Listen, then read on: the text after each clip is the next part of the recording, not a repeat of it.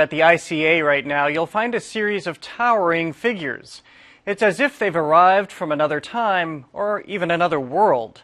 They are the work of sculptor Huma Bhaba, and her inspiration spans from ancient Egypt to South Park. In the work of Huma Bhaba, there are often at least two works. What you see from afar. Maybe it's a pharaoh, maybe it's a deity, some kind of king. And then, brace yourself, what you see up close. This deity is very decrepit, hollowed out, maybe post-apocalyptic, as if this figure or shell of a figure has withstood some kind of disaster. Eva Raspini is the curator of Huma Bhaba, They Live, an ICA exhibition spanning 20 years of the artist's career, featuring her photography, drawing, and characters. Who or what are the figures that we meet here? I don't think we really know. I see them as supernatural beings. I think they're warriors. I think they're gods. I think they're pharaohs. I think they're aliens. But whatever they are, they're hybrids of another world that's not our own. They are towering creatures that Bhaba carves out of cork and styrofoam, sometimes with a chainsaw. It's a process that liberates these beings Bhaba calls her characters. We see a figure that has one head but four faces. If you walk around the side, you see the first face that greets you here looks very different than the expression on the face on this side, which looks almost like it's screaming or perhaps in fear or in pain.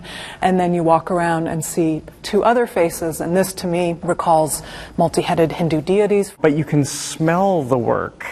How significant is that? She uses cork. Cork has a scent. The scent is very earthy. It's almost like a campfire. So as you walk in, you smell that earthy smell, which to me creates this other sense altogether for the work. Bhaba, who prefers to keep her identity private, grew up in Karachi, Pakistan.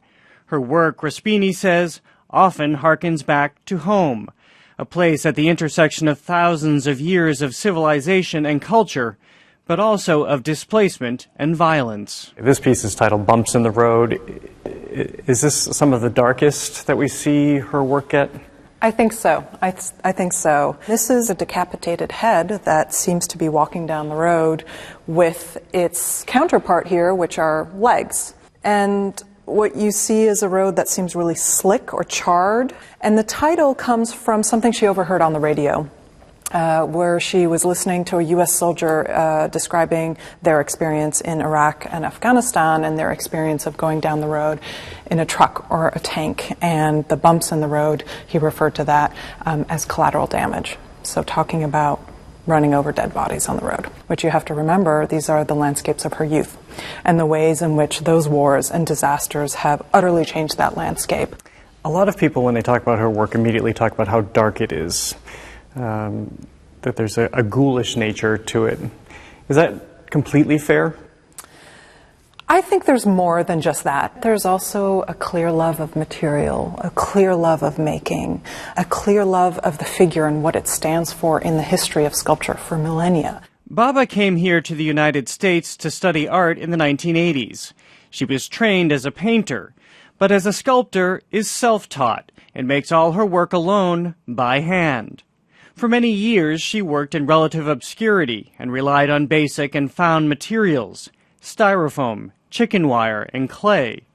She was free to experiment, Raspini says, including with her inspirations. She really does love the movies, sci-fi movies, horror movies, but not necessarily the kind of high art movies. She loves those as well, but she loves South Park and Jason Bourne as much as she loves Fassbinder. If you're a sci-fi buffs, you will see that these characters are supernatural. They look like aliens. They look like warriors. There are also nods to the great sculptors of the 20th century.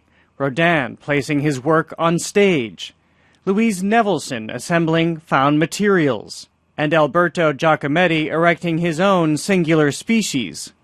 But in this piece, titled Binam, meaning nameless, Bhaba's influence is much more sobering, watching U.S. soldiers return from the war in Afghanistan in body bags. The reading can be quite open. We can see the figure as supplicant or prostrate in some way, so maybe it's a posture of surrender, maybe it's a posture of death. It could also be read as a posture of prayer.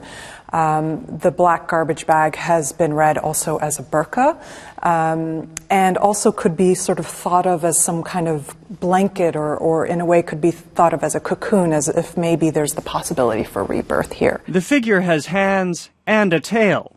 Or is it rubble? Or perhaps even excrement? It is made entirely of bronze, yes, even the bag, and was last seen on the roof of the Metropolitan Museum of Art in New York. They had a sort of monumentality on the roof there, and I was afraid what would happen when it came in here. But in fact, it's really come into its own. And we gave it its own room here because I think it needed it. The subject matter, it's tough. This is a memorial, it's a monument, so we wanted to give it that sort of sense of gravity and its sense of its own space, but also a sense of theatricality, because there's something so mysterious here. Here in a space, or land, where mystery meets the mystical.